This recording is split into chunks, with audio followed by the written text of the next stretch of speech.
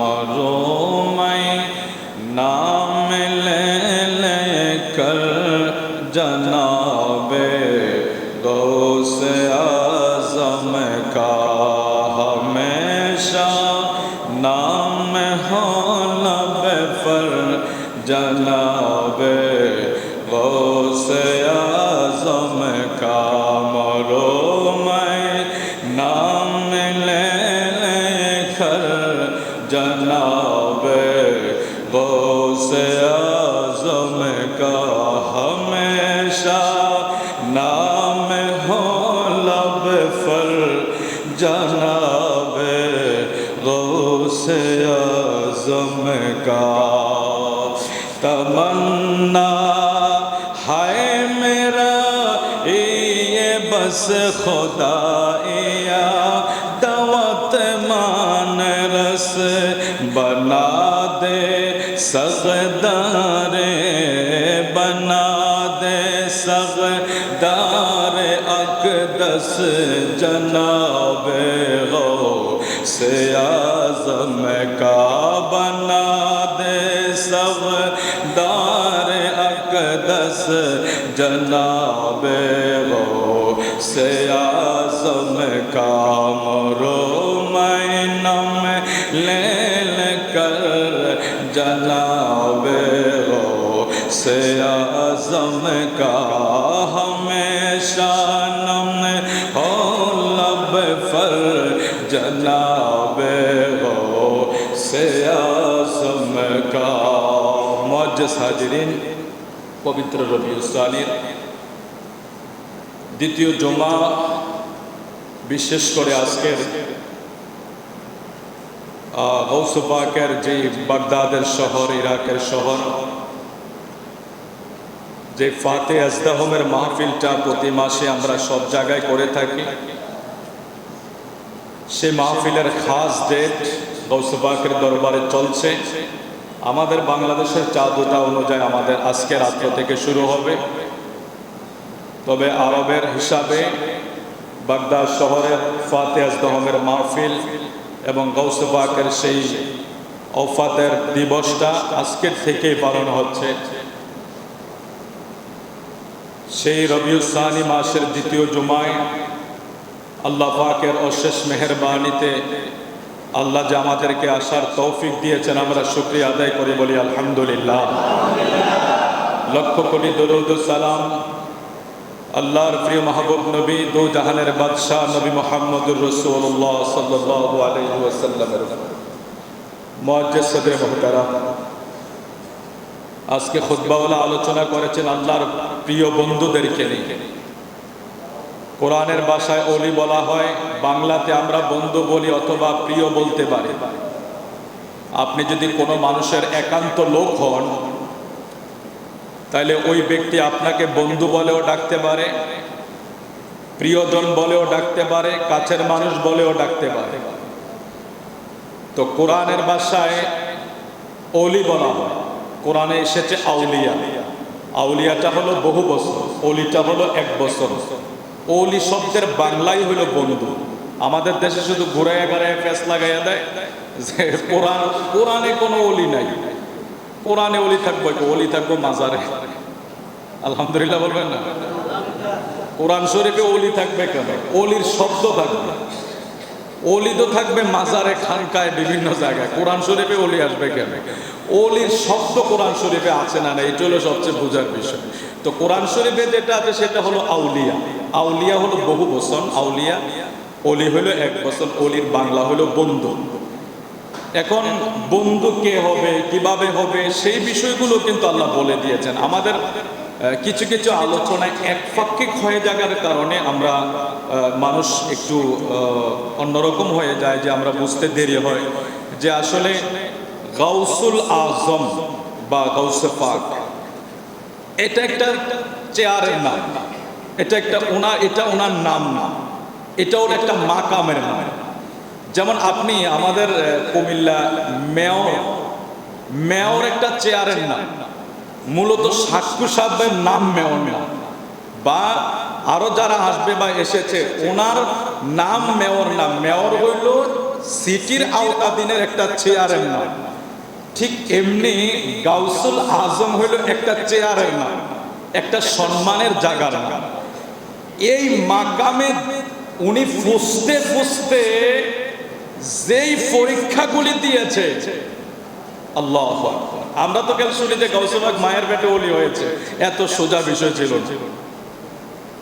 গাউসুল পাক মায়ের পেটে ওলি হয়েছে, 18 পারা কোরআন মুখস্থ করে, সেটা একটা প্রাথমিক পর্যায় ছিল। কিন্তু গাউসুল আজম পর্যন্ত যেতে যেতে বহু পরীক্ষা দিতে হয়েছে, বহু পরীক্ষা দিতে হয়েছে, এবং এমন এমন পরিশ্রম করেছে ওনার জিন্দেগিতে, যা আমরা এখন আলোচনা যারা শুনবে তারাও বলবে এগুলি কি সম্ভব?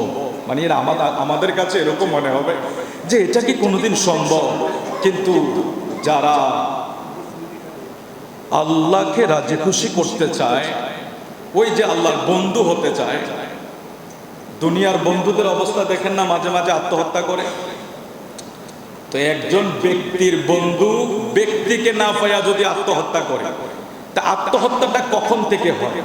এটা তার ব্রেনে আসে, তারপরে তার এটা ভিতরে ব্লাডের সাথে মিশে একটা পর্যায়ে সে ওই অবস্থায় পৌঁছে যায়। একটা ব্যক্তির প্রেম, যেটা আমরা স্বাভাবিক দেখি, একটা ব্যক্তির প্রেমে যদি ব্যক্তি আত্মহত্যার মতো কাজকে বেছে নিতে পারে, এটা একটা মানুষের প্রেম। আর বান্দা যখন আল্লাহর প্রেমে পড়বে, সুবহানাল্লাহ বলেন, বান্দার প্রেমে তাকে আত্মহত্যা পর্যন্ত পৌঁছিয়ে দেয়। সে মা চেনে না, বাবা চেনে না, বন্ধু বান্ধব কারো কথা শোনে না, যে আমি যা করছি তাই সঠিক করছি।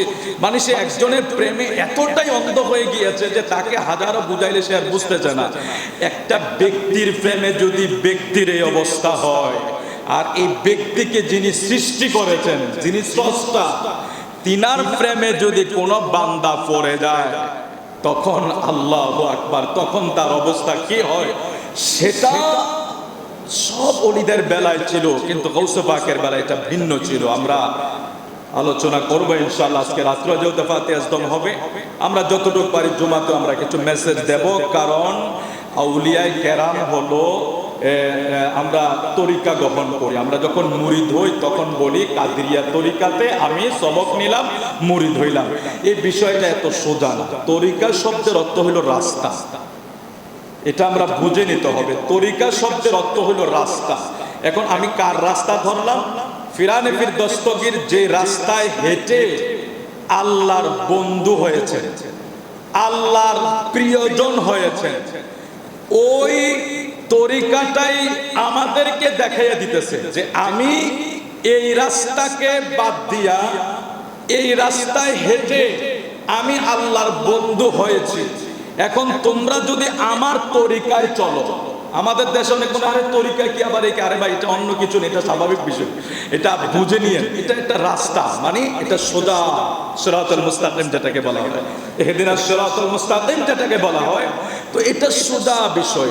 একজন আউলিয়া তিনি যখন জবরদস্ত ওলি হয়ে গিয়েছেন, কি কারণে? তিনি ওইভাবে রিয়াজত করে দিন রাত না খেয়ে না ঘুমায়া আল্লাহর ইবাদত করে যে রাস্তায় তিনি চলেছেন, ওই রাস্তায় চলার কারণে উনি আল্লাহর প্রিয় হয়ে গিয়েছেন। এখন আমরাও যখন বলি কাদেরিয়া তরিকার উপরে আমি বায়াত গ্রহণ করলাম, এখন এটা কি শুধু এখানেই সমাপ্ত না? তরিকা বলতে বিশাল কিছু আছে। তরিকা বলতে এই রাস্তা, মানে এই রাস্তায় বহু কিছু আছে। এই রাস্তায় শুধু তবরুক না, এই রাস্তায় এমন কিছু আছে, আল্লাহু আকবার।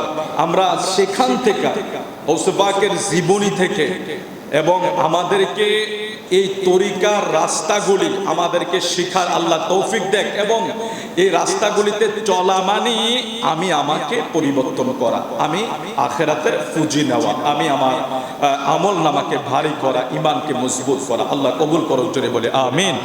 সাল্লাল্লাহু আলা মুহাম্মদ।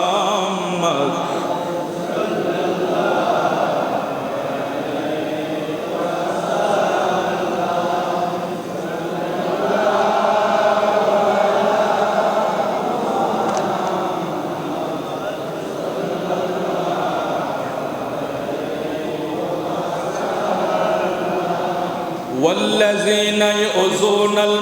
মুমিনিনা ওয়াল মুমিনাতি বিগাইরি মাকতাসাবু ফাকাদ ইহতামালু বুহতানা ওয়া ইসমান মুবিনা। আল্লাহু আকবার বলেন, আল্লাহু আকবার।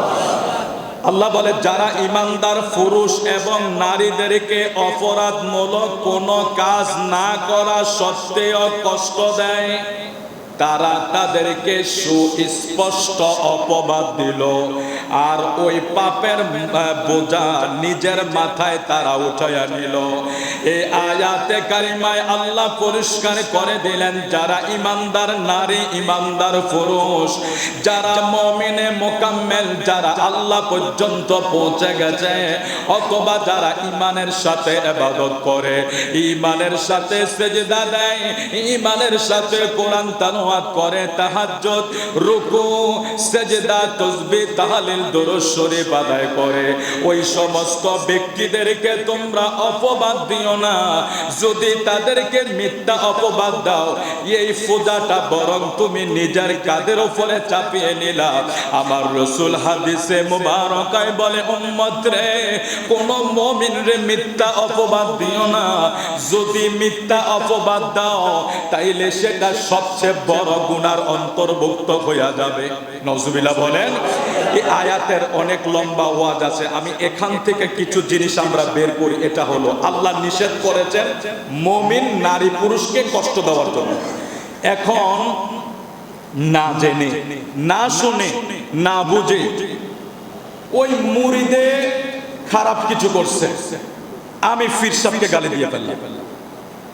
নাউজুবিল্লাহ বলেন। বাবার সন্তান 5-6 জন, আপনারা জ্ঞানী গুণী মানুষ, 5 জন সন্তান যে ভালো হবে এটার কোনো গ্যারান্টি আছে?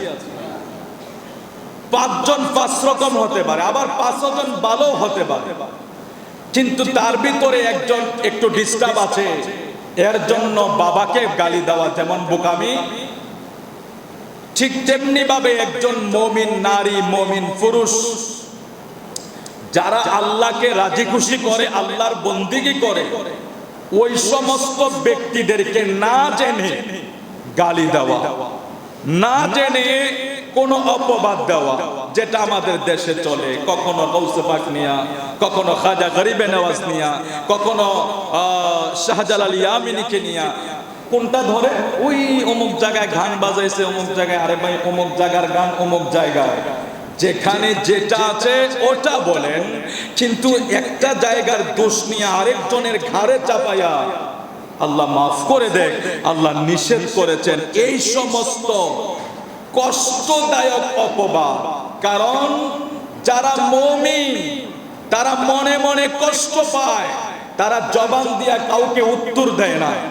যদি আপনি তাকে কষ্ট দিয়েছেন, আপনি হয়তো দেখতেছেন আপনাকে সে কিছু বলে না, ছেড়ে দিচ্ছে, এটার অর্থ এই নয় যে আপনি বেঁচে গেলেন। কারণ একজন ইমানদারকে কষ্ট দেওয়া, তার মনে মনে কষ্ট দেওয়া, এটাও একটা ঋণ। শুধু কি টাকার ঋণ দুনিয়া না। আপনি মনে করে যে আপনার কাছে আমি টাকা পাই নাই, টাকাগুলির পরিশোধ করতে পারলে শেষ, আমি 4-5 লক্ষ টাকা ঋণ আছে, এটা দিতে পারলে শেষ না। বাবা, টাকার ঋণ তো আছে। মানুষের মনেও যদি আমার কারণে কষ্ট যায়, এটাও একটা ঋণ, এটাও একটা ঋণ। এই ঋণের পরিশোধ যদি আমি আপনি না করতে পারি, ওই আয়াতে কারিমা অনুযায়ী আমরাও ঋণের বোঝা মাথায় লইয়া কবরে গেলাম। শুধু টাকা পয়সার লেনদেনের ঋণ বলে না, ওটাও একটা ঋণ। যদি আমার কারণে আমি কাউকে কষ্ট দেই, এটা কিভাবে? মিথ্যা অপবাদ দিয়া বা যেমন তেমন করে একটা কিছু বলে ফেললাম। আল্লাহ এই জায়গা আমাদেরকে নিষেধ করেছেন। এখন আল্লাহর যারা বন্ধু হয়ে যায় তারাই তো মুমিন। আল্লাহর যারা কাছের হয়ে যায়, আল্লাহর যারা প্রিয় হয়ে যায়, তারাই তো মুমিন। কারণ আল্লাহ কোরআন শরীফে বলে দিয়েছেন, আলা ইন্না আউলিয়া আল্লাহ লা খাউফুন আলাইহিম ওয়া লা হুম ইয়াহজানুন। এই আয়াতটা অনেকবার শুনেছেন, অনেক আলোচনা শুনেছেন। এটা একটা পরিচিত আয়াত, আমাদের আলেম ওলামারা অনেক বেশি আলোচনা করে। যেহেতু বাংলাদেশে ওলি আল্লাহর মাজার আছে, অধিকাংশ 360 আউলিয়া সহ এই দেশে অসংখ্য আউলিয়া কেরামের এসেছে। আমরা কয়টা চিনি? আপনি কেউ খান জাহান আলীর মাজারে গিয়েছেন কিনা আমি জানি না, আমার যাওয়ার সৌভাগ্য হয়েছে, তবে অনেক দূর। পদ্মা সেতু হওয়াতে একটু যাওয়ার সুবিধা আছে, এখন যাইতে পারেন, ইচ্ছা করলে গেলে দেখবেন কতশো বছর পূর্বে খান জাহান আলী কুমিরের পিঠে করে সেখানে আসছিল। এটা কোথায়? সে খুলনা বাগেরহাটে, অনেক দূর। আমরা কুমিল্লা থেকে যাইতে ধরেন প্রায় এক রাত্র চলে যাবে, অনেক সময় লাগে সেখানে যাইতে। কিন্তু ওইখানে গেলে কিছু দৃশ্য আপনাকে খুব চোখ বুলাবে। এটা হলো, দেখবেন যে মাজারের যে পাথরগুলা মনে হয় যেন এটা 100, 150, 200 বছরের না, 300-400 বছর আগের কোন অলির মাজার, এমন পরিস্থিতি দেখা যায়। খান জাহান আলী এসেছিলেন সেই প্রায় কয়েকশো বছর আগে এসেছিলেন, তো তখন তার বাংলাদেশ নেই, বাংলাদেশ তো তখন হিসাব গণনার ভিতরেও নাই। তো অলিরা কুমিরের পিঠে করে খান জাহান আলী বাংলাদেশে এসেছেন। শাহজালাল ইয়ামানি এসেছেন সৈয়দ গুলজারে আলম। আপনারা যদি সিলেটে যান, আমি একটা অনুরোধ করব, আমরা তো মাঝে মাঝে যাই কিন্তু সময়ের কারণে ওই জায়গায় যাইতে পারি না। বাংলাদেশে শাহজালাল ইয়ামানি আসার একটা মূল কারণ আছে, এটা হলো সিলেট সুরমা নদীর পারে একটা মাজার আছে সৈয়দ বুরহানুদ্দিন এবং সৈয়দ গুলজারে আলম। গুলজারে আলমের মাজারটা ঠিক এতটুকু, কেন জানেন? ছোট্ট শিশু, আজ থেকে প্রায় 800 বছর আগে গুরু গোবিন্দ রাজা যখন এই ভারত উপমহাদেশের বাংলার এই প্রান্তকে, সে সিলেটের সিহট্টকে শাসন করে, তখন মাত্র 13টা পরিবার ছিল ওই জায়গার পাহাড়ের উপরে মুসলমান। তার ভিতরে একজন আল্লাহওয়ালা ছিল সৈয়দ বুরহানুদ্দিন। কিন্তু প্রকাশ্য আজান, নামাজ, গরু জবাই করা, আজকে ইসলাম তো খুব সহজে পেয়েছি, আজানে বাধা নাই, কিভাবে পাইলাম? এগুলি যদি আমাদের ছেলেরা ইতিহাস জানতো, তাইলে ওলি আল্লাহদেরকে নিয়ে অপবাদ দিত না, অপবাদটা তারা দিত না। দেখেন, এই গুরু গোবিন্দ রাজা তৎকালীন সময়ের সিলেটের নাম ছিল শ্রীহট্ট, এখনো কিছু কিছু জায়গায় দেখবেন শ্রীহট্ট নাম লেখা আছে। সেই সিলেটে সৈয়দ গুলজারে আলমের নামে একটা আকিকা দিয়েছিল বুরহানুদ্দিন, তার বাবা গরু জবাই করেছে, আকিকা দিয়েছে অথবা মান্নত করেছে, একটা গরু জবাই করেছে। গরুটা কেন জবাই করলো? এই ছোট্ট সৈয়দ গুলজারে আলমকে তাদের প্রতিমার সামনে রেখে জবাই করে দিয়েছে। ইসলাম এত শান্তিভাবে এসে গেছে আমাদের মাঝে। আমরা যেভাবে ওলিয়া উলিয়াদেরকে নিয়ে তুচ্ছ তাচ্ছিল্য করি, আরে ভাই তুমি আর আমি এখন গরুর পর গরু জবাই করি, কেউ বাধা দেয় না, কিন্তু কোত্থেকে আসলো সেটা তো জানলাম না। ছোট্ট শিশু গুলজারে আলম, একটা মাত্র ছেলে ছিল সৈয়দ বুরহানুদ্দিনের। ইতিহাসটা আমরা জানি, সেখানে গেলে চোখের পানি অটল পড়তে থাকে। আপনি মাজারটা দেখলে আশ্চর্য হয়ে যাবেন, ছোট্ট একবারে ছোট শিশু, একেবারে ছোট, তার নামে একটা মান্নত বা আকিকা দিয়েছে, তাকে জবাই করে দিয়েছে গুরু গোবিন্দ রাজা প্রতিবাদের সামনে শোয়া। তারপরে শেষ পর্যন্ত সৈয়দ গুলজার বুরহানুদ্দিনের বিবিটাও ইন্তেকাল করেছে ছেলের সঙ্গে, তখন তিনারও একটা হাত কেটে ফেলেছে গুরু গোবিন্দ রাজা। কত কষ্টের ইসলাম এই দেশে এসেছে আউলিয়াদের মাধ্যমে। আজকে আমরা মনে করি যে মানুষকে লাঠি দিয়া, বাইরে দিয়া, কল্লা ফাটাইয়া ইসলাম ধর্ম, না, এত সহজ নয়। ডান হাতটা কেটে দিয়েছে, উনি কেন? গরু জবাই করেছে মাত্র। তারপরে মনের কষ্ট নিয়ে ভারতবর্ষ হয়ে তিনি রওনা হয়েছেন, উনি মদিনায় চলে যাবে। কারণ ছেলে হারিয়ে ফেলেছে, বিবি হারিয়ে ফেলেছে, তার ডান হাত হারিয়ে ফেলেছে। তিনি সন্ত্রাসী ছিলেন না, তিনার অপরাধ হইল আল্লাহর নামে কেন তার একটা গরু জবাই করেছে। তিনি মনের কষ্ট নিয়ে ভারতবর্ষ হয়ে রওনা হয়ে গেলেন, তিনি মদিনায় চলে যাবে। ওই দিক দিয়া শাহজালাল ইয়ামানি 12 জন সফর সঙ্গী নিয়ে আল্লাহর রাসূলের হুকুম পায়, হুকুম লইয়া ভারতের দিকে রওনা হয়েছে। ভারতবর্ষে বুরহানুদ্দিন এবং শাহজালাল ইয়ামানির সাথে মুখোমুখি দেখা। তখন কি আর ফোন ছিল যে জানাইয়া দিল, জানানে তোমার এই অবস্থা?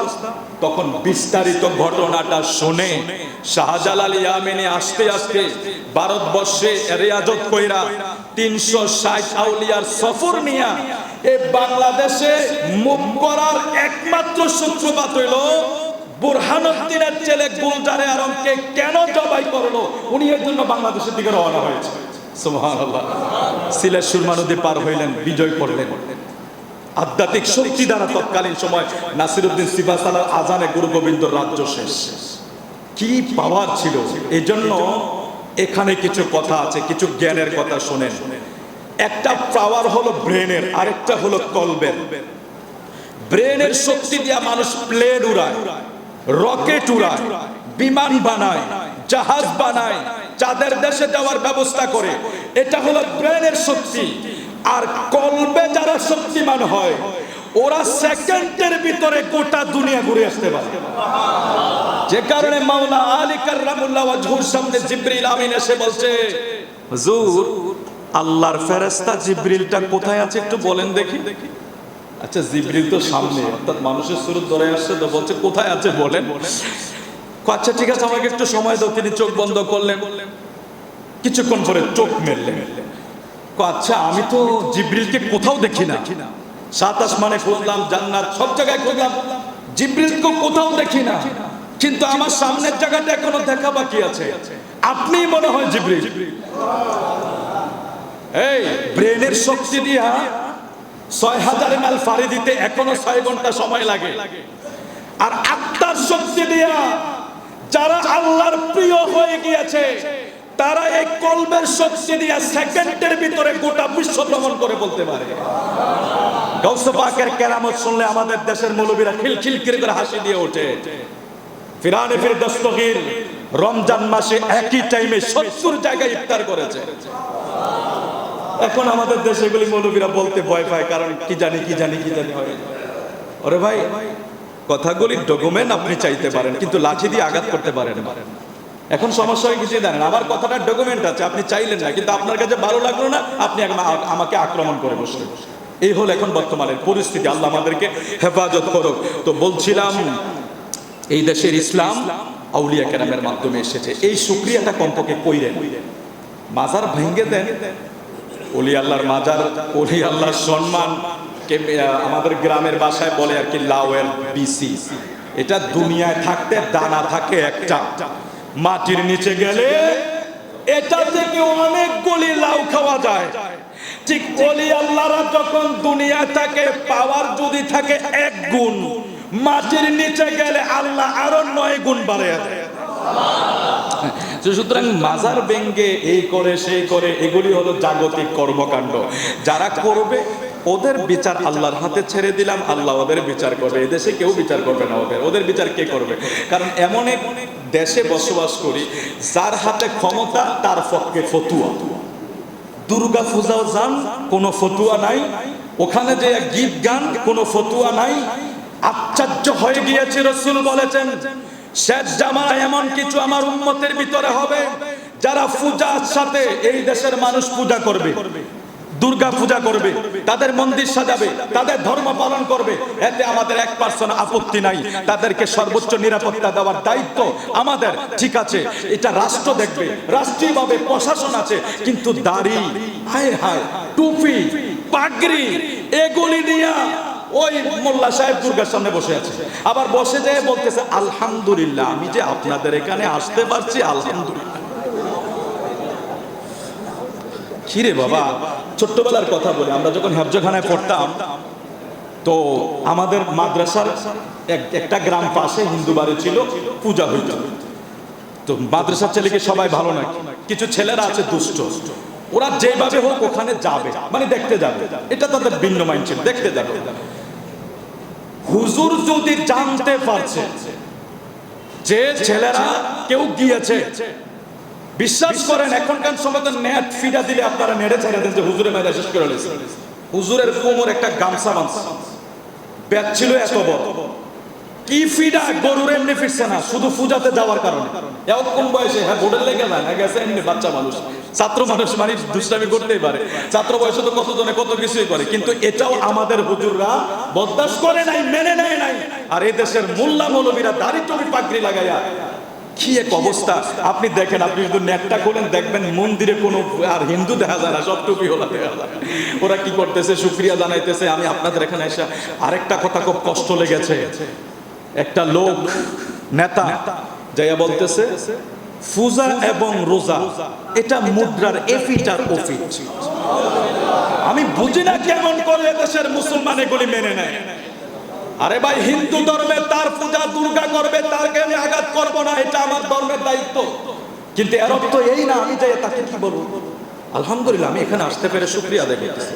কিরে ভাই, এটা তো ওরা আমাদের ধর্ম অনুযায়ী প্রকাশ্য শিরক করতেছেন, এখানে তারা প্রতিমার পূজা করতেছে না, তো তারাটা করতে, কিন্তু আমি যাই আবার এখানে আলহামদুলিল্লাহ বলি কেন? এটা কি আলহামদুলিল্লাহর জায়গা? এই মৌলবীরা জানে না কোথায় আলহামদুলিল্লাহ বলবে আর কোথায় নাউজুবিল্লাহ বলবে। তাইলে এখন আর আমরা ওই নাউজুবিল্লাহটাকে বাদ দিয়ে দিতে হবে। ওয়াজের ভিতরে মাঝে মাঝে আমাদের কিছু নাউজুবিল্লাহর ওয়াজও তো আছে, সেই নাউজুবিল্লাহ চলবে না। আমি অনুরোধ করব বিনয়ের সাথে, আপনারা বিবেকবান, আমার রাসূল এটা হাদিস শরীফে বলে গেছেন যে শেষ জামানায় একটা যুগ আসবে, আমার উম্মতের কিছু লোক মূর্তি পূজারীদের সাথে মিশে যাবে।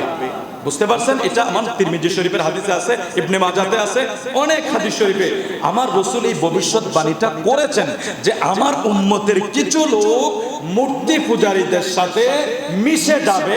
তার বাস্তব প্রমাণটা আল্লাহ বুঝে দেখানোর জন্য বাঁচিয়ে রাখছে। আমার নবীর ভবিষ্যৎবাণী আমরা এখন দেখতেছি। আল্লাহ আমাদেরকে হেফাজত করুক। তবে আমরা তাদের বিরুদ্ধে নয়। এই রাষ্ট্র যেই এটা সাম্প্রদায়িকের দেয়, এটা আপনি সবাইকে আপনি নিরাপত্তায় রাখবেন, এটা হলো মুসলমান যেহেতু এখানে সংখ্যাগরিষ্ঠ, যারা সংখ্যালঘু আমরা তাদেরকে নিরাপত্তা দেওয়ার সর্বোচ্চ চেষ্টা করব। তার অর্থ এই না রে ভাই আপনি যে বলবেন রোজা আর পূজা এ ফিটার ওই ফিট, এটা আমরা একই ধর্ম, নাউজুবিল্লাহ। আরে ভাই আপনি যদি এখানে তাদেরকে কল্লাটাও কাটতে দেন, তারা তো আপনার ভোট ওরা বইরা দিয়ে দিত। কি এক ভোটের আয় রে আল্লাহ, ভোট, এই ভোটে আমাদের ঈমান শেষ করে দিয়েছে। যাই হোক, আল্লাহ আমাদেরকে হেফাজত করুক, জোরে বলে আমিন। আপনাদেরকে বিনয়ের সাথে বলবো, এগুলি থেকে আমরা হেফাজত থাকবো। যারা রাজনীতি করেন আপনারা সর্বোচ্চ তাদেরকে কি করতে পারেন?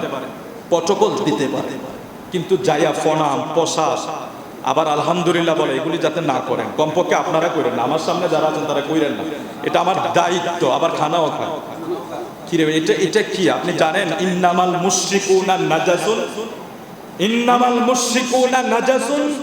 আল্লাহ বলছেন নিশ্চয়ই মুশরিকরা অপবিত্র, তারা যেন মসজিদে প্রবেশ না করে। আপনার খাবার আর তাদের খাবার কি এক হতে পারে কোনোদিন? আর এটা মুখে গেল কেমন? এটা তো আল্লাহ, এটা তো চোখ কথা। আল্লাহ মাফ করো আমাদেরকে, এগুলি দেখার জন্য আল্লাহ বাঁচিয়ে রাখছে। আর তবে কষ্ট লাগে দাড়ি টুপিটি নিয়ে। আমার নবীর সুন্নাত এগুলি সম্মানের জিনিস। পাগড়ি আমার নবীর সম্মানের জিনিস। আপনারা যাইতেন পোশাকটা পাল্টে গেল, আমরা কিছু কইতাম না। যদি পোশাকটা পাল্টে যাইতেন তাহলে আমার নবীর সুন্নতের অপমাননা হইতো না। আমার নবী এই মূর্তির বিরুদ্ধে যুদ্ধ করতে করতে আমার নবীর 23 বছর জিন্দেগিটা এত রক্ত মোবারক জড়াইছে। আমার নবী অনেক কষ্ট করেছে। ইব্রাহিম আলাইহিস সালামকে আগুনে কি এমনি ফালাইছে? আদর কইরা আগুনে ফালাইছে। বলছে যে ইব্রাহিম তাদের খোদাকে মেরে ফেলেছে, তাদের খোদার হাত পা ভেঙে ফেলেছে, এই জন্য ইব্রাহিমকে আগুনে ফালানোর তারা ব্যবস্থা করেছে। আর আমরা আজকে কি করছি বাবা? আমরা তাদেরকে সেভ করব, প্রটোকল দেব তাদেরকে যাতে কেউ আঘাত না করে। কিন্তু এর অর্থ এই না আমি যে সেখানে প্রসাদ খাবো, সেখানে যে আবার গীতা পাঠ পায়, গীতা না কি জানি এটি কেমনে মুখস্থ করে আমি জানিও না। ওদের কিন্তু ভাষা অনেক কঠিন, ওদের ভাষা অনেক কঠিন। ওরা যেগুলি পাঠ করে এগুলি আমরা মনে হয় না মুখস্থ করতে পারবো। কিন্তু এক মৌলবী দেখছি ওদের ওই যে ওম ওম কি জানি এগুলি এখানে ও করতেছে, আর ওই হিন্দুরা উলু উলু দিতেছে। এই দাড়ি এই টুপি কে জানে? এই লোক আল্লাহ জানে কোন ওলি আল্লাহ জমিনে নাই মারছে। আল্লাহ তাদের হাত থেকে তুমি আমাদের ইমানকে হেফাজত করো, আমিন বলেন। আমরা আল্লাহর প্রিয় হতে চাই, আল্লাহর বন্ধু হতে চাই, আল্লাহর কাছাকাছি আমরা পুষতে চাই। সেটা যদি আমরা পুষতে হয়, সেটা আমাদের কাজ হলো আল্লাহ কোরআন শরীফে বলে দিয়েছেন আল্লাযীনা আমানু ওয়া কানু ইয়াত্তাকুন, যারা ঈমান আনে এবং যারা আল্লাহকে ভয় করে। যারা ঈমান আনে এবং যারা নেক আমল করে, আল্লাহকে ভয় করে, তারাই হলো কি? আল্লাহর বন্ধু। তাইলে এখন নামাজ ছাড়া আল্লাহর ওলি দাবি করার কোনো কি নাই, সুযোগ নাই। দাবি করা এক জিনিস আর বন্ধু হওয়া আরেক জিনিস। এই দেশে যেহেতু এখন দাবি করাটা সহজ, বহুত ফিরালি দাবি করতে পারে, ওলি দাবি করতে পারে। আমরা বলি না যে দাবি করলে সে কামেলে মোকামেল হয়ে গিয়েছে। আমরা এভাবে বলি যে আল্লাযীনা আমানু ওয়া কানু ইয়াত্তাকুন, যারা ঈমান আনে ইমানের শহীদ আমল করে, ইবাদত করে, বন্দেগী করে, রিয়াজত করে, তাহাজ্জুদ পড়ে, নফল পড়ে, 5 ওয়াক্ত নামাজ পড়ে, হালাল হারাম ঠিক বেঁচে জেনে শুনে চলে, আমরা বলি তারা যখন ইবাদত বাড়িয়ে দেয়, আল্লাহর কোরআনের ভাষায় আল্লাহ বলেছেন তারা আমার প্রিয়, তারা আমার কাছের লোক, তারা আমার একেবারে প্রিয়। আপনি দেখেন বুখারী শরীফের হাদিস, বুখারী শরীফ কি জিনিস সেটা আমরা সবাই জানি। আমি এই বুখারীর আওয়াজ আপনাদেরকে শোনাচ্ছি। আন আবি হুরায়রা قال قال رسول الله صلى الله عليه وسلم إن الله تعالى قال من عادى لي وليا فقد آذنته بالحرب وما تقرب إلي عبدي بشيء أحب إلي مما افترضت عليه وما يزال عبدي يتقرب إلي بالنوافل حتى أحببته فإذا أحببته فكنت سمعه الذي يسمع به وبصره الذي يبصر بها به ويده التي يبطش بها। এটা বুখারী শরীফের হাদিস এবং মিশকাত শরীফে আছে। যেই বুখারীর বর্ণনাটা আমি অনেক বলেছি, বুখারী অনেক মর্যাদাবান মূল্যবান কিতাব। ওই কিতাবে ওলিদের ব্যাপারে, আল্লাহর প্রিয়জনদের ব্যাপারে এইভাবে আল্লাহ হাবিব ঘোষণা করে দেয় যে নিশ্চয়ই আল্লাহ বলেছেন যে আমার কোন ওলিকে দুশমন ভাবে সে যেন আমার সাথে যুদ্ধ ঘোষণা করে। আমি আমার বান্দার উপর যা ফরজ করেছি, আমাদের উপর শর্ত দিয়েছেন আল্লাহ প্রিয়কে, এটা শর্ত প্রথম। আল্লাহ বলেন আমি আমার বান্দার উপরে যা ফরজ করে দিয়েছি, তাইলে আমাদের ফরজ বিধান হইল আমরা নামাজ করব, আমরা হজ করব, আমরা রোজা পালন করব, আমরা যাকাত দেব। ফরজ বিধানের ভিতরে আমরা যা কিছু আছে এইগুলি পালন করার পরের স্টেপটা হইল নফল ইবাদত। ফরজ বাদ দিয়া নফল কিয়ামত পর্যন্ত কবুল হবে না। আমাদের অনেকে দেখি নফলের ব্যাপারে মোটামুটি ভালো, কিন্তু ফরজ ছুটে যায়, নামাজ ছুটে যায়, যাকাত ছুটে যায়, হজ ছুটে যায়। অথচ এই বুখারীর হাদিসে আল্লাহর হাবিব বলে, আল্লাহ পাকের ঘোষণা হইল ওই ব্যক্তিরাই আল্লাহর প্রিয় বন্ধু যারা ফরজ ইবাদত শুরু করে দেয় এবং ফরজের যত ক্যাটাগরি আছে সব কিছু মেনে শুনে জেনে চলার পরে সে যখন নফল ইবাদতে রুজু হয়ে যায়, সে যখন কোরআন তালাওয়াত শুরু করে দেয়, তারপরে আপনার নফল নামাজ, নফল রোজা, দান সদকা, রাত জেগে থাকা, এই সমস্ত ইবাদতগুলি যখন সে ফরজের পরে শুরু করে দেয়, আল্লাহ বলে ওই ব্যক্তিরা আল্লাহর এই ইবাদতগুলি করতে করতে তারা আল্লাহর প্রিয় হয়ে যায়, আল্লাহর বন্ধু হয়ে যায়।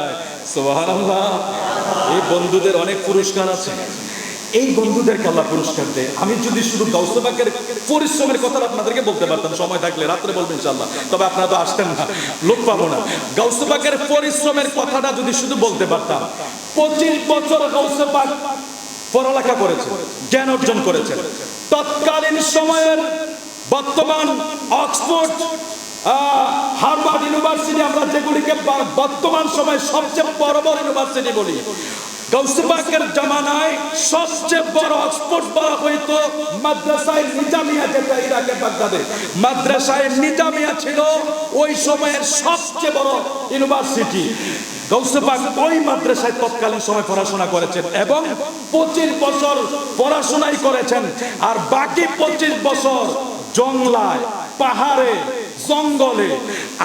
আমি গোলাম মোহাম্মদ যখন তাফসির ফিকহের সার্টিফিকেটের রেজাল্ট আসছে, আমি তো ফুইলা পাই অনেক বল, এবার আমার সাথে কে কথা বলবে, আমি তো অনেক কিছু অর্জন করে ফেলেছি, আমারটা আমি বলি। কিন্তু গাউসে পাক 25 বছরে ইলমের জগৎটাকে শেষ কইরা এবার তিনি বলে আমার আত্মার জগতের উন্নতির দরকার আছে। জংলায় উনি এমন সময় গিয়েছে গোটা 1 বছর শুধু পানি খেয়ে বেঁচেছিলেন, এমন সময় গিয়েছে গোটা 1 বছর পানি পান করা ছাড়া সময় পান করে দিয়েছেন, এমন সময় গিয়েছে এশার ওযু দিয়া ফজরের নামাজ আদায় করেছে। এখন আপনার আর আমার কাছে এটা মনে হবে কাকতালি, কিন্তু না বাবা, এটার অর্থ কি জানেন? উনি যে এশার নামাজটা পড়েছে আর আল্লাহর ইবাদতে ধ্যানে পড়ে গেছে, উনি আর ঘুমায় নাই। এভাবে উনি 40 দিন এইভাবে সময়টা উনি কাটিয়েছিলেন। এটা চোনার রিয়াজত, এত কষ্ট ওরা করেছে। এখন আমরা তো অনেক সহজ মনে করি, এখন ফরজ ইবাদত, নফল ইবাদত আল্লাহ আমাদেরকে শর্ত দিয়ে দিয়েছে। আমাদের এই শর্তগুলি মানার পরে আল্লাহ বলে তার দুই হাতটা, এই হাতটা আমার কুদরতি হাতের মতো হইয়া যায়, এটা দিয়ে সে যা বলে আমি তা কবুল করি, জবান আমি যা বলে সে কবুল করি, চোখ দিয়ে সে যেটা চায় আমি তার জন্য সে চোখকে খুলে দেই। অর্থাৎ তার এই অঙ্গ প্রত্যঙ্গগুলি আমি আল্লাহর কুদরতি ইশারায় আমি পরিচালিত করি, যখন সে আমার প্রিয় হয়ে যায়। যেরকম সুবহানাল্লাহ। আমি খুব সহজ করে কিছু হাদিস শরীফ বলি বর্তমান অবস্থার উপরে। দেখুন, ওয়ান মুআয ইবনে জাবাল ক্বালা ক্বালা রাসূলুল্লাহ সাল্লাল্লাহু আলাইহি সাল্লাম আলা উখবিরুকা আন মুলুকিল জান্নাতি কুলতু বালা ক্বালা রাজুলুন যায়ীফুন মুস্তাদআফুন যু তিমরানি লা ইউবাহু লাহু লাউ আকসামু আলাল্লাহি লা বাররা রাওয়াহু ইবনে মাজাহ। মুআয ইবনে জাবাল রাদিয়াল্লাহু তাআলা আনহু থেকে বর্ণিত, তিনি বলেন রাসূল কারীম সাল্লাল্লাহু আলাইহি ওয়াসাল্লাম, আমি কি তোমাদেরকে জান্নাতের বাদশাদের ব্যাপারে একটা খবর দেব না? হুজুর, জান্নাতের বাদশাকে আমার রাসূল বলতেছেন দুর্বল, শক্তিহীন, ছেঁড়া কাপড় পরিধানকারী, এরা জান্নাতের বাদশা। সুবহানাল্লাহ। আমার নবী বলতেছেন জান্নাতের বাদশাকে তোমরা দেখবা? সাহাবায়ে কেরামরা বলতেছেন হুজুর কারা? বলছে এরা দুর্বল, এরা শক্তি নাই শরীরে, এরা কাপড়গুলি ছেঁড়া, এরা জান্নাতের বাদশা। সুবহানাল্লাহ। এদেরকে মানুষ মান্যগণ্য করে না, এদেরকে দেখলে দরজা অফ করে দেয়, এদেরকে দেখলে ঘর থেকে তাড়িয়ে দেয়, প্লেট দেয় না, খাবার দেয় না, ভালো চেয়ার দেয় না, চাদর দেয় না। ওই সমস্ত ব্যক্তিরা জান্নাতের বাদশা। হুজুর কিভাবে? কয় তারা যদিও ছেঁড়া কাপড় পরেছে, তাদের দিলটাকে এমন ভাবে উন্নতি করেছে তারা আল্লাহর প্রিয় হয়ে গিয়েছে। সুবহানাল্লাহ।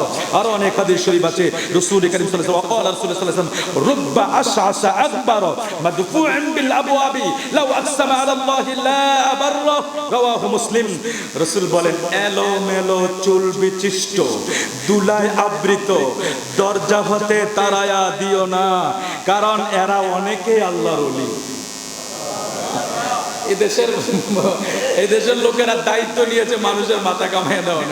আচ্ছা, ও রাস্তার ভিতরে ছেঁড়া কাপড় পরে, আপনার মতো তো আরো ভালো যেভাবে থাকতে চায় থাকুক না, ওকে ধইরা আপনি একেবারে রাজপ্রাসাদে নিয়ে বসিয়ে দিবেন।